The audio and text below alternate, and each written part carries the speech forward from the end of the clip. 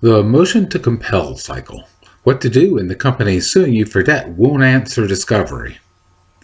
Brought to you by yourlegallegup.com, your advantage if you're being sued by debt collectors.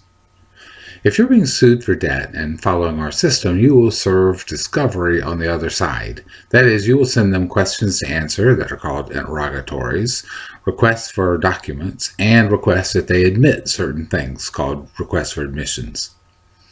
We do this because debt buyers usually don't have the proof they need to establish their case. More often than you'd think anyway. Original creditors don't either. We need to know exactly what they do have so that we can prepare to show that it isn't legitimate evidence. That will be important in resisting any motions they file, in filing our own motions, and winning at trial. You will send discovery, and no matter what you send, you will receive nothing but objections in response. This is called stonewalling, and it's in every debt collector's playbook. Do not just send another set of questions. It doesn't matter what you ask or what you did ask. They will always object. It might be because they know they don't have legitimate evidence, but frankly, I think it's mostly just a strategy to convince you to give up, to make you think you don't have a chance against their lawyers and their money. Don't give up. Make them give you the answers. To do that, you're going to have to do the things that allow you to file a motion to compel, and then you will obviously have to file that motion too, and even argue it in court probably. This whole process is what I call the motion to compel cycle. So what is that? Look at your rules of civil procedure for the rule on motions to compel. Read that rule.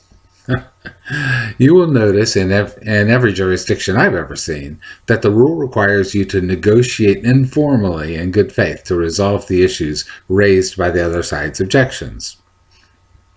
This is going to require you to call them up on the phone, speak to the lawyer on the other side, and discuss their objections if you can. You will do this in good faith, but they certainly will not. And when you get through with this conversation, you're going to send them what's called a good faith letter, which outlines the items remaining in contention and states your basis for demanding the evidence.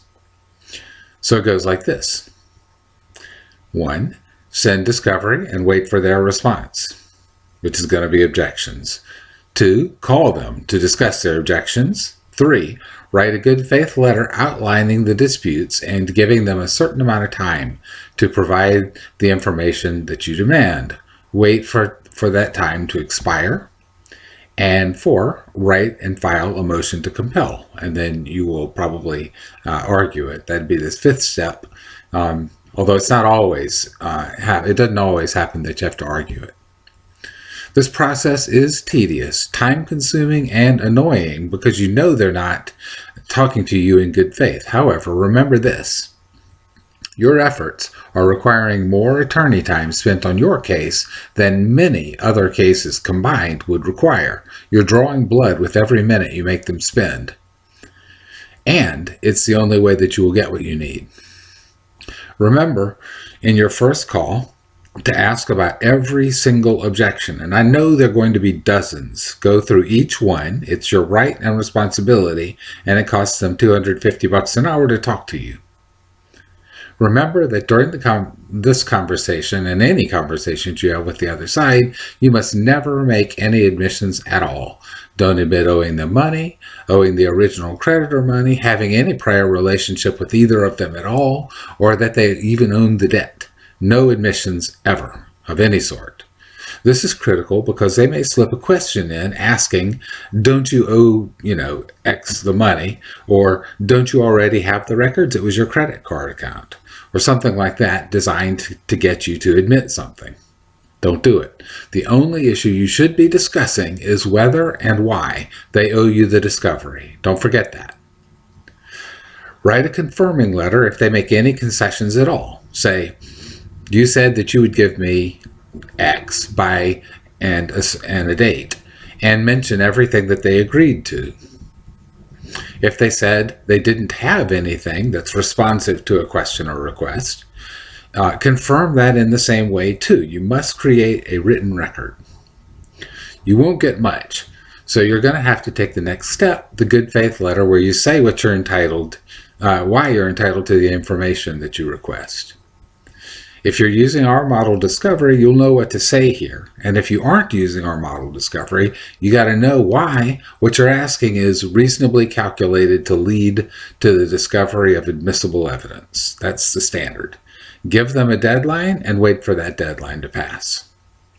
They won't give you anything after this, in all probability, so your next step is the motion to compel itself. In that, you will include a statement about the phone calls you attempted, and you'll attach your good faith letter too. The court won't listen to your motion otherwise. We have materials that can help you with all the steps of the motion to compel cycle, from phone call to motion to hearing itself. Helping people protect their rights is what we do. Protect what's yours and don't let the debt collectors rip you off. Take action to protect yourself from the debt collectors and help others do the same. Please like this video, share it with anybody you think could use it, subscribe, and comment, as all these things help other people find our materials. YourLegalLegUp.com